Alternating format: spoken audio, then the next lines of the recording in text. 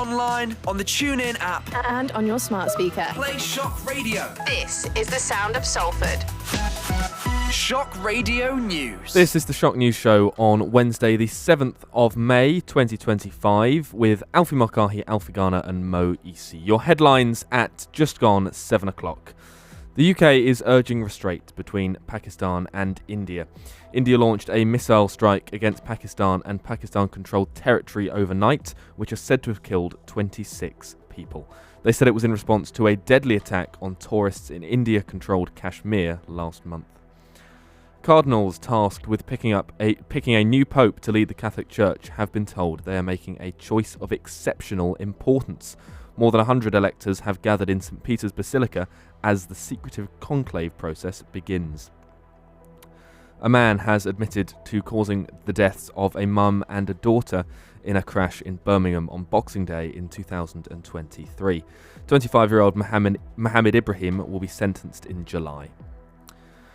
People given infected blood products on the NHS have described feeling anguish while waiting for compensation. The infected blood inquiry has heard many victims don't believe they'll still be alive to receive it. And Uber is going to allow customers outside London to pay in cash. It's being rolled out across the UK, but drivers will have the final decision on whether or not they accept it. Shock Radio weather. Weather then, it'll be settled and fine this evening with variable cloud and clear spells developing overnight. While you are listening to the Shock News Show today with Alfie Mulcahy, Alfie Garner and Mo Isse, we are starting with that news coming out of Pakistan. Throughout the night, India has launched strikes at Pakistan and Pakistan-controlled areas of the Kashmir region. India has said it struck 9 Pakistani sites that provided terrorist infrastructure and from which attacks against it were orchestrated. It was called Operation Sindoor, and India has said the attack was in response to the killing of 26 people in Indian-controlled Kashmir on the 22nd of April. Pakistan has said the overnight attack killed 26 civilians and wounded 46, while India says 10 civilians were killed and 48 injured. So before we even kind of get into this, we've got this difference in messaging coming from India and from Pakistan. We covered it on the news show a couple of weeks ago. What are your kind of initial reactions to that news? Initially, obviously, we have to look towards what this means for places like India, who, this isn't a immediate out of the blue. This has been going on for years and years and years. Like most other conflicts happening, the fact that we're getting different messages from different organisations says a lot about how they report both deaths, injuries, and also how they want to report it. India don't want to seem like they've killed 20 plus people. They want to lower it as much as they can. So it would depend on how it's marked as a death certificate sort of thing. Was it marked as part of that attack, or would it be aftermath because of related injuries? So we'll see in the next few sort of weeks the messages if this sort of continues to go into a full-on conflict. But at the moment, it seems to be settled in the Kashmir area. In my point of view, I believe these two neighbour countries has been in war for like several years, like more than like a decade. In the first war, I think it was like 1999, where a US president has to step in and to stop the war. But then I feel like this is like a new Israel and Gaza thing going on between these two. It certainly provoked a lot of reaction within India, that initial attack from Pakistan. Pakistan has said they will respond to the missile strikes, with a military spokesperson telling the Reuters news agency that it shot down 5 Indian aircraft while in Indian airspace. India has not yet responded to those claims. Pakistan, which has denied any involvement in last month's attack, has described the strikes as unprovoked, with Prime Minister Shehbaz Sharif saying the heinous act of aggression will not go unprovoked. India has signalled out 2 Islamist groups they said were the targets of the attack. Well, the Prime Minister has called on India and Pakistan to ease the rising tensions following their exchanges of fire in Kashmir. Sir Keir Starmer addressed the situation in the House of Commons earlier today. We are engaging urgently with both countries, as well as other international partners, encouraging dialogue, de-escalation and the protection of civilians. Well, Kashmir is at the heart of this conflict, and it's located north of both countries, with both sides claiming the Himalayan region as their own. But in reality, they control different sections of the territory. Do you guys think that this will turn into a full-scale conflict, or do you think it'll be shut down relatively quickly? I believe that it could lead to some conflict between these two, because it happened before, and I believe that it could lead to some conflict between these two if something doesn't calm them down. I think there's a potential. There's always potential, unfortunately, for conflict, especially in sort of Asia at the moment. The hope is from the international community doesn't, especially because of the current conflicts in Gaza and also in Ukraine. They want to sort of reduce as much conflict as possible. There's chances that sort of places like the UN look at it. You know, our own military also look into ways we can sort of prevent a full-scale invasion and full-scale conflict from happening, whether it's through peace deals put on the table to India and Pakistan, or whether it is just potentially a negotiation between the two. It's something that we can't really predict at this point, because it's only just really started this part of the conflict. Yeah, and this kind of disagreement over that piece of territory has been going on since 1947, when both countries got their independence from the British. British India was partitioned into Hindu India and the Muslim majority Pakistan, and the two countries fought their first war over control of that Kashmir region, which was at the time a kingdom ruled by a separate Hindu monarch. And that war killed thousands in just the year and a bit that it was going on for. And then in 1949, the UN brokered a ceasefire, which left Kashmir divided between India and Pakistan, under a UN-sponsored vote to enable the region's people to decide whether to be part of Pakistan or India. But that vote was never held. So since then, it's been this real bone of contention in the area. President Trump has also given his reaction to the tension. No, it's a shame. We just heard about it. I guess people knew something was going to happen based on a little bit of the past. They've been fighting for a long time. You know, they've been fighting for many, many decades and centuries, actually, if you really think about it. No, I just hope it ends very quickly. Well, yesterday the UK agreed a business deal with India in a move that could add £4.8 billion to the British economy by 2040. The UK and India have agreed a trade deal to make it cheaper and easier to buy and sell goods and services to one another. The hope is that the deal will benefit the economies of both countries, and the British government has said the deal was the biggest and most economically significant trade agreement the UK had signed since leaving the European Union in 2020. Do you think that this is, in some ways, a direct response to the tariffs we've seen put in by America and China? Do you think both Britain and India are both quite keen to put themselves out on the global market and rely less on America and China? 100%. If it wasn't for, I think this was bound to happen anyway. You know, British and Indian goods usually get traded quite a bit. I think it's only been prompted massively and also accelerated by the increase in tariffs by both the US and China. What we're seeing here is, though, how these goods are being supplied and what are being supplied and what's being exchanged. It's really quite a lot in comparison to sort of other trade deals that we've had since we've left the EU. Some would argue it's not the most we could have. Some would argue it's actually probably not the best thing to do, but considering this as a whole for the UK, it will bring in a lot of money. It will bring, in addition to the economy, it will add to the growth that Keir Starmer wants. Yeah, I will agree with you. I feel like this will benefit UK economy more and to build more livelihood. I feel like with Trump and recently announced with the tariff, I feel like this is much needed between India and the UK. Yeah, and what we've heard so far is that the UK will lower taxes on clothing, footwear, food products, including bizarrely frozen prawns, jewellery and gems, as well as some cars. And India, in turn, has cut taxes on goods imported from the UK, including cosmetics, Scotch whisky, gin and soft drinks, high-valued cars, food including lamb, salmon, chocolate and biscuits, medical devices, aerospace and electrical machinery. The deal will also allow British firms to compete for more services contracts in India. It won't come into force for up to a year, so don't expect any immediate changes. Over time, though, the UK government says lowering tariffs on the likes of clothing, jewellery and foodstuffs could lead to cheaper prices and more choice for British consumers. Tory leader Kemi Badenoch, a former business secretary, claims the agreement includes terms she personally couldn't sign up to. I was the one who looked at the detail. I was the one negotiating. I did not sign this deal because I did not think that the double taxation agreement was right for the UK. The numbers are lopsided.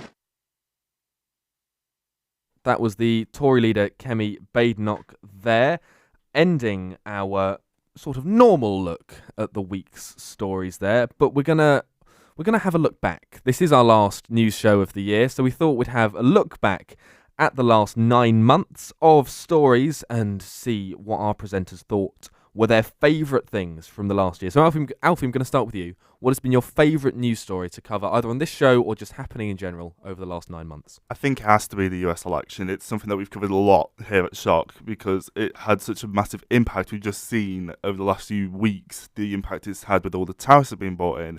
It would be mental for me not to say the US election. I think having such a big part and seeing how we've seen Donald Trump, someone who is a convicted felon, who has sort of gone through an entire process when he was president from 2016 to 2020, sort of re-emerge and be able to hold power for another 4 years is extraordinary. It's something that we don't really see in politics, especially here in the UK, but around the world it's something many people weren't expecting it. Many people were sort of seeing it as it's one for Kamala Harris to lose, essentially, and she did lose in the end. But no one either was expecting that majority that he got. He got such a massive majority of the Electoral College votes. It really surprised and stunned a lot of people. Yeah, absolutely. And the fact that Kamala Harris had so much endorsement from big kind of personalities from popular culture, and certainly in some aspects she seemed to have a lot of the traction. The fact that Donald Trump was still able to pull through in those perhaps more traditional areas really, really shows a big political movement. Mo, what's been your favourite news moment of the year? I feel like last week local elections when Reform took over by Labour, because last year when we was covering it, Labour has taken a big majority, and then now I feel like Labour has been tested the last 9 months of their policy, and I feel like a lot of people are disconnecting from the main parties and they're going towards Reform UK. Yeah, we've definitely seen that big disconnect from the Tories and from Labour in the general population, and that move towards smaller parties, especially Reform. Do you think the local election last week has kind of characterised how the next general election is going to go? I feel people are fed up. Because I feel like from one source, they said that Labour was saying that it could be relating to the winter fuel allowance that they cut a few months ago. I feel like the public are disconnecting with from Labour, and I feel like if it was a general election, Nigel Farage could be the Prime Minister. Do either of you think that there's kind of still hope for the Labour movement in the next general election, or do you think they've kind of signed their death warrant here with some of the things they've implemented? I feel like they could improve, but it depends how they perform now until the next election. We're talking about the next 5 years. We're talking about 4 years on in 2029, whether or not Labour will be able to make a comeback. It's happened before. It's not impossible for it to be gone back. And also, we have to remember, these are local elections. They're not a general election. The only thing we can really go off when it comes to whether or not Reform could gain power is the by-election. And even then, I wouldn't be so certain. The last time we had a massive bout of by-elections, we had the Workers' Party get in. And then in the last general election, just after a few months of being an MP, he lost his seat. So we couldn't exactly tell from this. I think reform will have a massive impact in the next election. I don't think it's a guaranteed win. Yeah, and by-elections and local elections are always tough for incumbent parties, but I think it has really changed our local political landscape because we've got so many county councils now controlled by reform or with a large amount of reform representation, stuff that really matters to people living in these communities where they've elected these reform MPs, that they might end up seeing a bit of change over the next few years that might, for better or for worse, push them to or for reform. Yeah, 100%. And we'll see that over the next... No, there's multiple local elections as well that'll happen before the next general election. Looking at them as a collective, we'll be able to tell more and more whether or not reform will have a grasp of power. But, a lot of these councils, rather, were either no majority control, or no overall control, or very, very loosely Labour control after the Boris Johnson and the Conservative scandal back in 2022. So we are going to have to wait and see over the next sort of few years as we build up to the 2029 election. Well, it isn't just the three of us on the Shock News Show. It's a big, big team. So here's what Sam Stimpson thinks her number one news story of the year has been.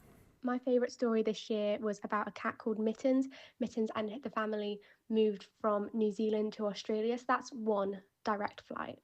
But the staff didn't realise that the cat was still on the plane when they sent the plane back to New Zealand. So the family were waiting for a few hours before they figured it out. So the temperature in the plane can get to as low as 7 degrees in the cargo area. So when they realised that the cat was still on there, the pilot of the flight back had been alerted and they turned the heating on to keep the cat warm.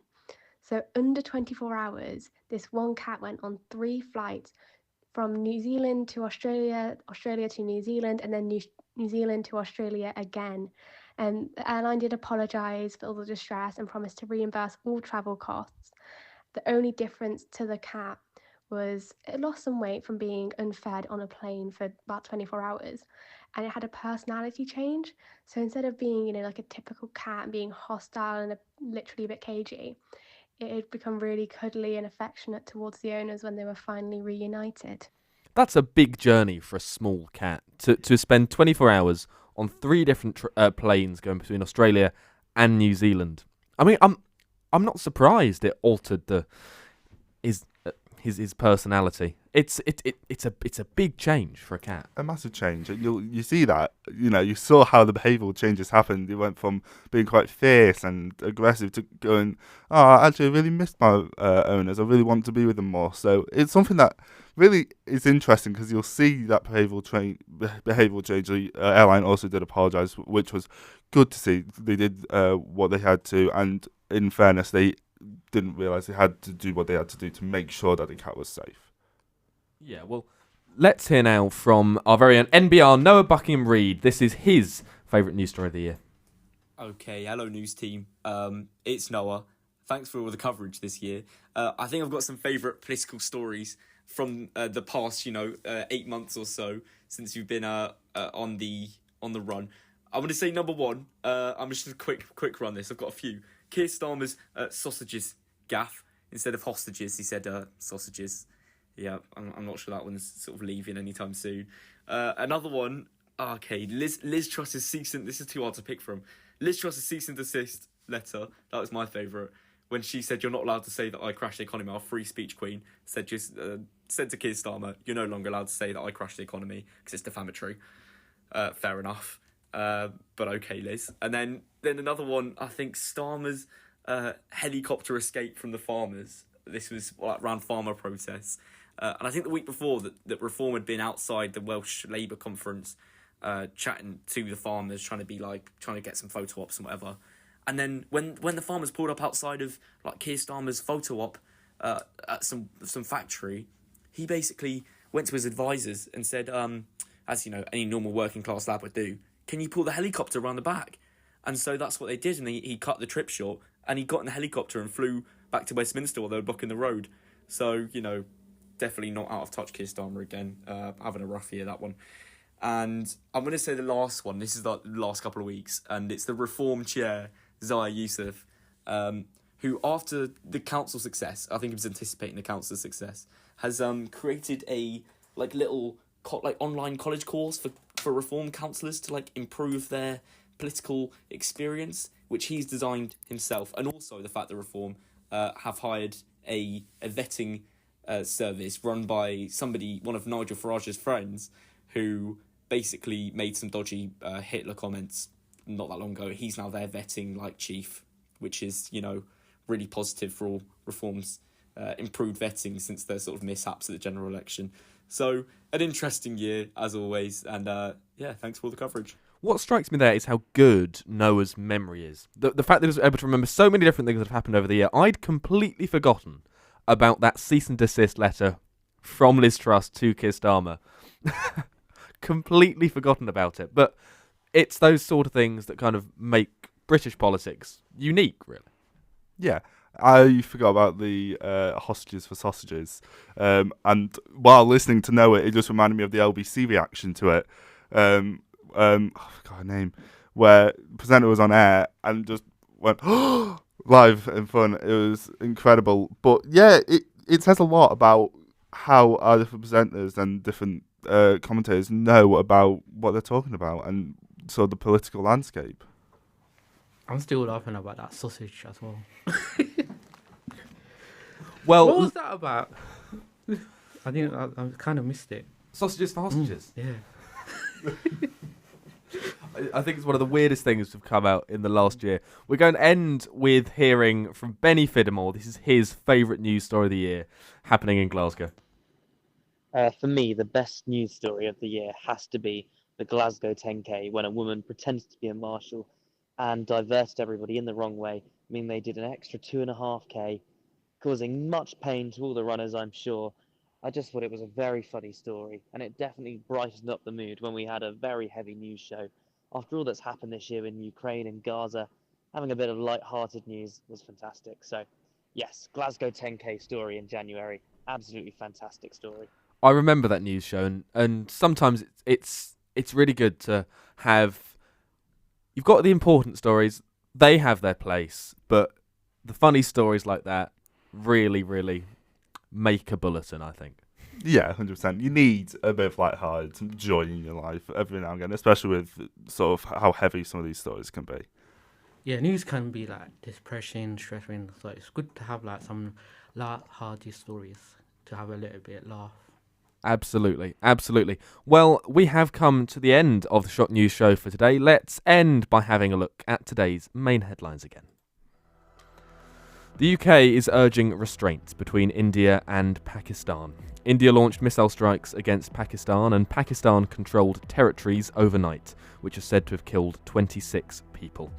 They say it was in response to a deadly attack on tourists in India-controlled Kashmir last month. Cardinals tasked with picking a new pope to lead the Catholic Church have been told they are making a choice of exceptional importance.